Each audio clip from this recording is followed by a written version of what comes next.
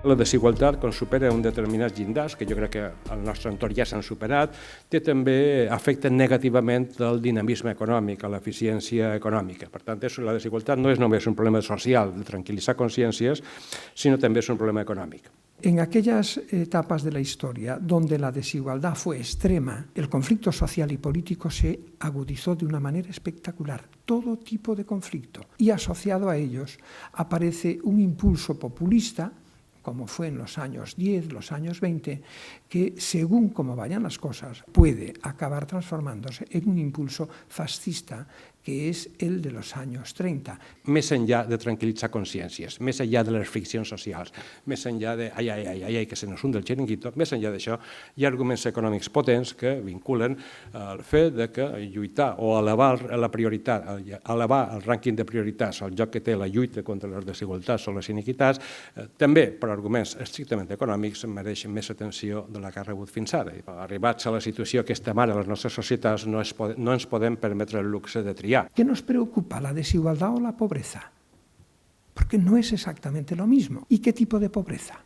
La pobreza de los hogares sin ingresos, la pobreza de los trabajadores pobres, es decir, trabajadores con bajos salarios que prácticamente no dan para vivir, la pobreza de los jóvenes. España es el país donde más ha aumentado de una manera espectacular la pobreza de niños y de jóvenes.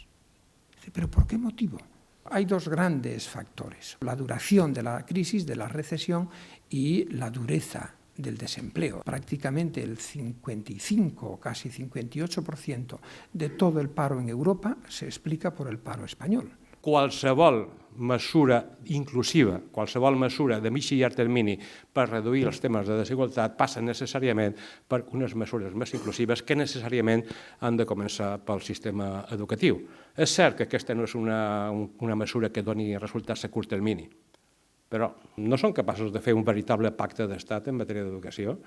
No són capaços de donar una certa estabilitat al sistema educatiu, perquè, clar, aquí que cada canvi de govern central, autonòmic o mediopensionista, el primer que es faci és canviar la llei d'educació i tal, que al final les matemàtiques que sap un noi o una noia depèn de qui era ministre o conseller quan tenia 3 anys o 5 anys, i això no és seriós. Creo que la educación es un mecanismo especialmente para los que no nacen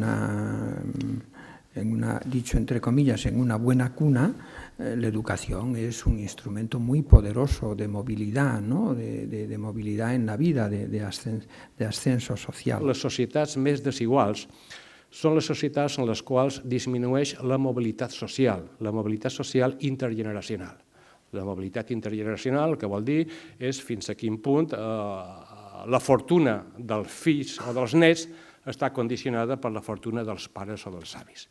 Cuando una sociedad, aunque sea muy desigual, tiene este sueño, vive de este sueño americano, ¿no? De que el esfuerzo, la meritocracia te hará progresar, ese país puede soportar, tolerar mayores niveles de desigualdad que aquel otro o el mismo en otras circunstancias donde la sociedad o una parte importante de ella comienza a percibir que por mucho que se esfuerce en estudiar o en trabajar, nunca mejorará. En estos casos, la tolerancia a la desigualdad baja de una manera espectacular. El segment de les societats que amb dades d'economistes de primer nivell entre els darrers 20 anys ha perdut posicions absolutes i relatives són les classes mitjanes, aquells segments de la població que somniaven en ser rics i que ara temen ser pobres. Podríamos hacer varias cosas. Una es recuperar una vieja idea que hay en economía, que es la idea del impuesto negativo sobre la renta. Imagine que usted no tiene ingresos ningunos, pues yo le voy a dar 2.000 euros. Impuesto negativo sobre la renta. Como no tiene renta, un impuesto negativo es como devolverle, le doy 2.000.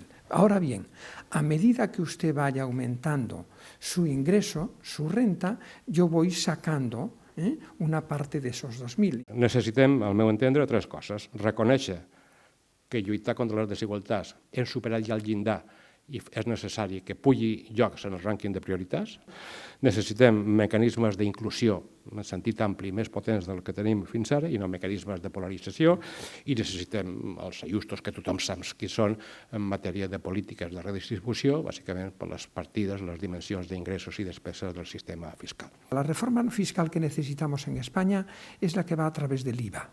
Pongan en una lista el PIB de todos los países europeos, el PIB. Y en otra lista pongan lo que recaudan por ingresos y lo ponen en relación. Y de pronto verán una anomalía espectacular.